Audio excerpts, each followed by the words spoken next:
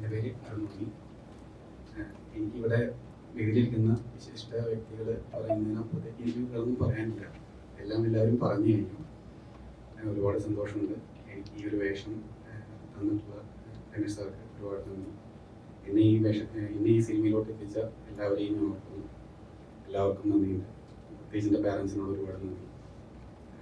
എല്ലാവരും തിയേറ്ററിൽ തന്നെ പോയിട്ട് സിനിമ കാണാൻ ശ്രമിക്കണം. Thank you.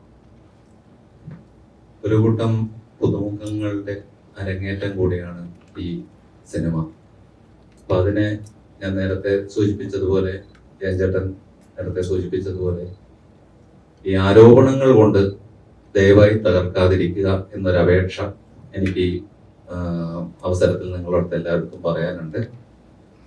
അടുത്തായിട്ട് ഇതിലെ നായിക അങ്കിത വിനോദ്.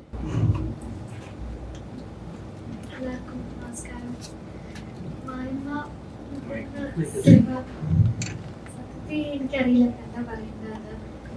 അത്രയും സന്തോഷത്തോടാണ് ഞാൻ ഇരിക്കുന്നത്. എനിക്ക് ഇത്രയും ആർട്ടിസ്റ്റിന്റെ കൂടെ ഈ സ്റ്റേജിൽ ഇങ്ങനെ ഇരിക്കാൻ പറ്റുന്നത് ഞാൻ ജീവിതത്തിൽ ഒരിക്കലും മറക്കില്ല.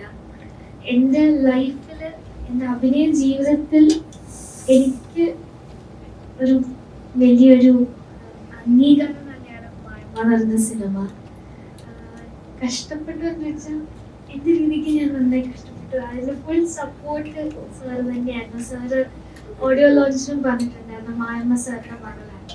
എൻ്റെ ഒരു മകളെ പോലെയാണ് സാർ ത്രൂ ഔട്ട് കൊണ്ടുപോയത്. ഓരോ കാര്യങ്ങളും പറഞ്ഞ് ഈ വ്രതം എടുത്തിട്ടാണ് ഈ നാഗക്കളം പാട്ടെല്ലാം ചെയ്യുന്നത്. ഓരോ സീനിനും സാർ എൻ്റെ അടുത്ത് വന്ന് കഥ പറയുമ്പോൾ എനിക്ക് എന്താ പറയുന്നതെന്ന് അറിയില്ല.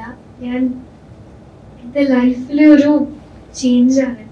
സീരിയലിൽ നിന്ന് സിനിമയിലേക്ക് ഞാൻ വന്ന് ചെയ്യുന്ന ഒരു മൂവിയാണ്.